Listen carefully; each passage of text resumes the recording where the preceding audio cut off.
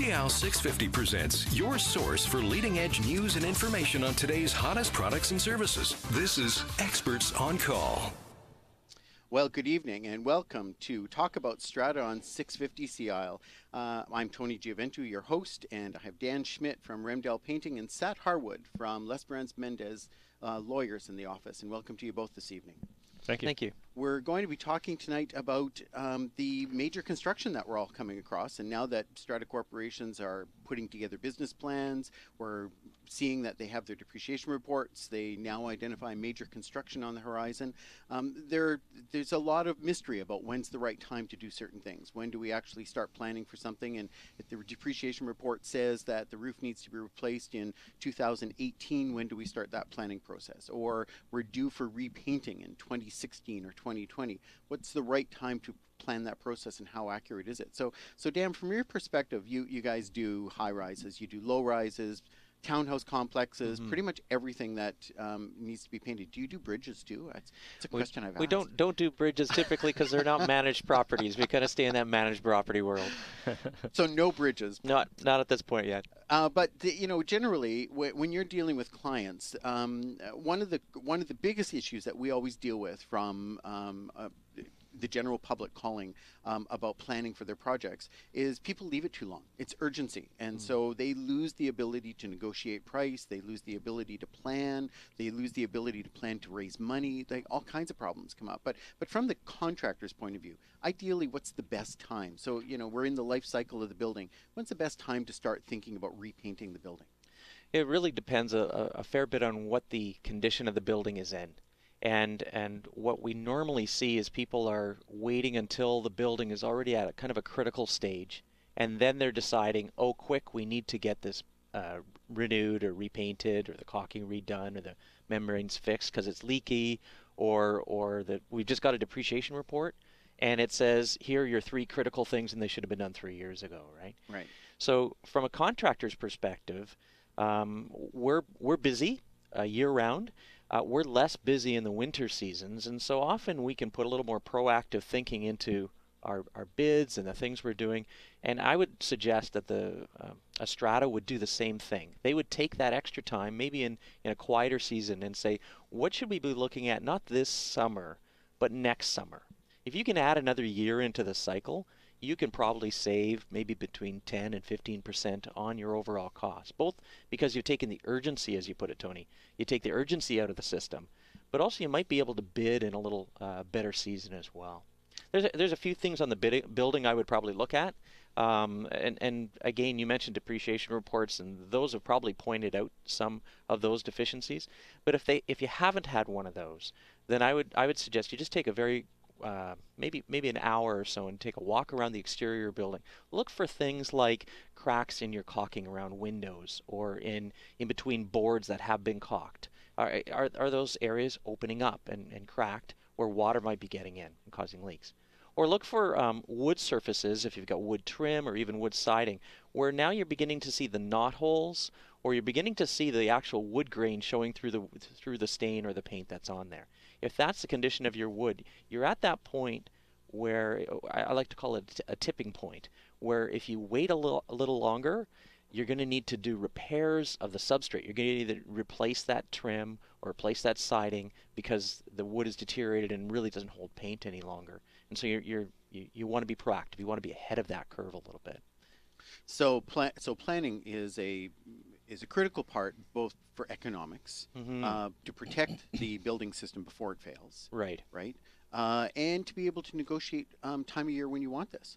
If I call you in August and say we want our building painted, I might have done that, and we want our building painted, you're not going to be able to drop a crew on our site within the next week or two. Yeah, and that's quite true. There are a lot of companies out there. The smaller companies obviously get busy quickly. As a larger company, we have a little more capacity to do that, but we use only our own employees. And so it's very difficult to suddenly get larger in the middle of the season. So you're better off if you can plan that into the quieter season. From a bidding perspective, as I said, if I'm bidding something in, say, February or March, like it is now, and I can look at planning into summer and I need that work still in summer, well, my price is probably a little more aggressive, and so is the competition that's bidding with me.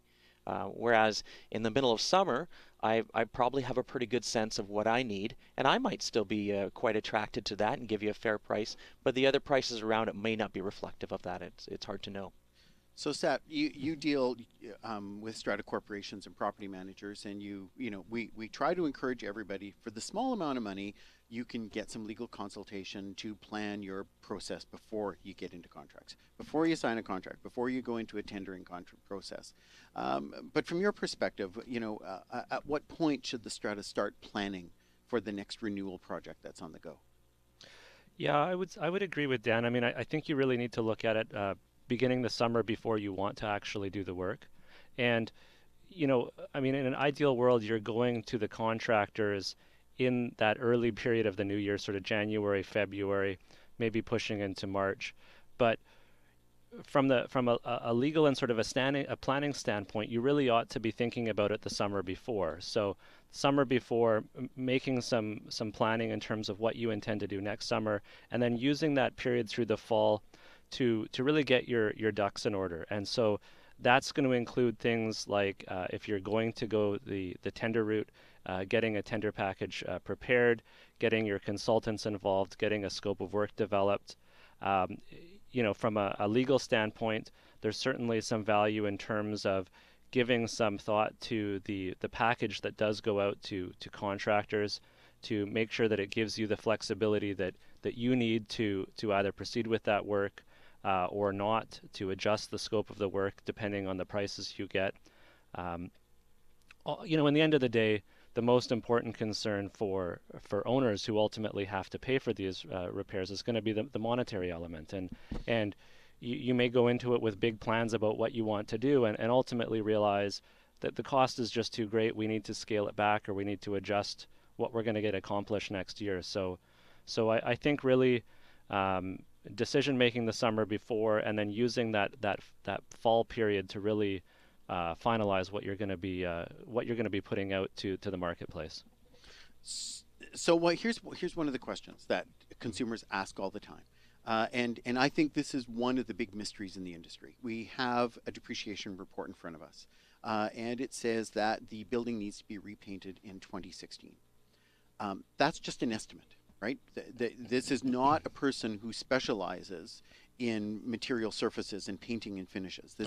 They've estimated life cycle of the building. They've come up with an estimate. They've given a broad kind of cost on what the average market price is at this time. They've used some rules of thumb and industry standards typically, Tony. But how do they really know? How do I, the consumer, really know that 2016 is when this building needs to be done? Who do I get to do an assessment for me that isn't going to cost me an arm and a leg, to be able to talk about when's the right time? Because maybe it isn't 2016. Maybe after a good review of the materials, that is 2018 or 2020 with some maintenance, or maybe it's 2014. Maybe we're well past the time date. So where do I take that little piece of information out of my depreciation report to the next level? Well, I think one of the things you can do, I mean, you're right, a depreciation report is really quite a high-level overview of your building, and it is going to use some general rules of thumb. So if that report flags areas of concern or things that the report is saying need to get dealt with sooner rather than later, before spending that money, there's certainly some value in going out to either to the consultant you've used or to specialists and getting some more information together, some more investigations done. For example, if you're taking paint coatings, the report may provide a general, recommendation on when paint should be replaced, but certainly doing a more detailed survey of the building can give you a more on-the-ground assessment of what the condition really is, whether or not it's failing in many places or just in certain areas, and whether you really need to, whether you need to do it that year or maybe you can push it back a few years, and also talking about the pros and cons of pushing it back. I mean, you may be able to get a few more years out of it, but during those interim years, there may be increased damage happening to some of those assemblies, and you're having to replace a bit more of your wood siding as a result of delaying a few years. So I think that kind of an investigation can certainly be worthwhile if you're looking at a large bill. Sad. I was thinking as you described that, you're kind of talking about that formal assessment, and I know there's certainly the inspectors in the industry. There's a number of inspection companies, the most notable being the Master Painter Association, or as you say, the engineer on record who did the depreciation report, or other people that you might have been involved with. There's also an informal level of inspection that can be done sometimes by very qualified people within your own strata. If you've got somebody who's kind of handy, or has a bit of a background in the construction industry, they might be able to look at things. I know at Remdahl, one of the things we do a lot of is visit properties exactly like you say, Tony, and try and take a look at it and give a bit of an assessment, just a one-page review of what the building looks like, what we see of the different substrates, and where they're at in that cycle, what's critical or not. I recognize that as a contractor, I'm going to come off looking biased, right? The strata is going to assume that I want to do that work because that's a contract potential for me. So oftentimes those kind of independent third parties might be seen a little more broadly by the strata as represented. Well, I think one of the challenges that consumers have is that they're told that the painting needs to be redone in 2018, but they're not told why. Right? They don't have enough information, and it's one of the issues that we deal with depreciation plans, is that they really don't give enough information sometimes about, sure it's fine to say that the siding on the building is due for renewal or replacement, but when we get to it, what does that mean? Does it mean we're stripping off all the wood siding, or does it mean that we are resealing and retreating, and is it possible to salvage it? But when people look at the depreciation report, all they see is a number that says in 2016 the siding has to be done and it's going to cost $150,000. That's right. They don't really know what that means, right? And so is it a complete renewal and replacement? Is it an aggressive maintenance and a treatment and a painting program for another 15 or 20 year cycle? So it's one of the challenges I think that consumers are really having. So the very early stages of this, what do we do and when do we do it, is kind of a critical part that we're dealing with. I was just going to say, one of the things you mentioned was using that fall season to try and get creative with all the particulars of it. Probably one of the biggest things that we run into, you mentioned whether they're going to have a levy or that kind of thing, is how they're going to raise the money. And what they've got, if they've got a depreciation report, or maybe they've just kind of think it's worth, say, $50,000, they often don't know if it's $10,000 or $50,000 or $100,000. Is to get somebody out and put a budget to it, right? Somebody that says, okay, now that you're kind of in that zone, you're a year or two away, how much is this really going to cost a year or two from now? Okay. And we're going to come right back after this little break and talk about cost, because that's a big thing for consumers, obviously. I'm Tony Giaventu, host of Talk About Strata. This is 650 CI. This is Experts on Call on CI 650.